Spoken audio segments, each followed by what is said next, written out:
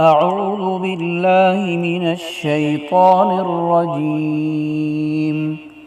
بسم الله الرحمن الرحيم. ياسين والقرآن الحكيم إنك لمن المرسلين على صراط مستقيم تنزيل العزيز الرحيم لتنذر قوما ما أنذر آباؤهم فهم غافلون لقد حق القول على أكثرهم فهم لا يؤمنون إنا جعلنا في أعناقهم أغلالا فهي إلى الأذقان فهم مقمحون وجعلنا من بين أيديهم سدا ومن خلفهم سدا فأغشيناهم فهم لا يبصرون وسواء عليهم أأنذرتهم أم لم تنذرهم لا يؤمنون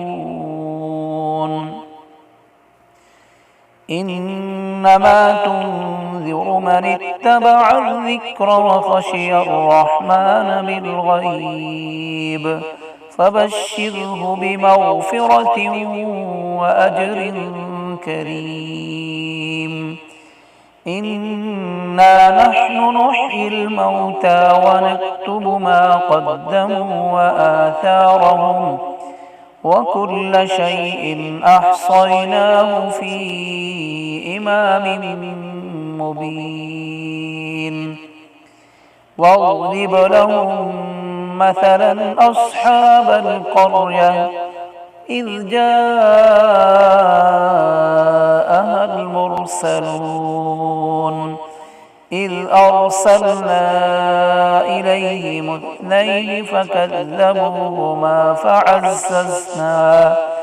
فعززنا بثالث فقالوا إنا إليكم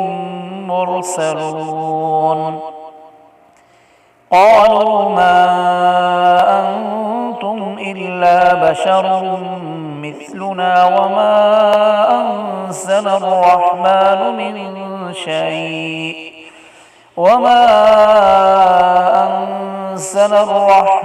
من شيء إن أنتم إلا تكذبون قالوا ربنا يعلم إنا إليكم لمرسلون وما علينا إلا البلاغ المبين قالوا إنا تطيرنا بكم لئن لم تنتهوا لنرجمنكم وليمسنكم منا عذاب أليم قالوا طائركم معكم أئن ذكرتم بل أنتم قوم مسرفون وجاء من أقصى المدينة رجل يسعى قال يا قوم اتبعوا المرسلين اتبعوا من لا يسألكم أجرا وهم مهتدون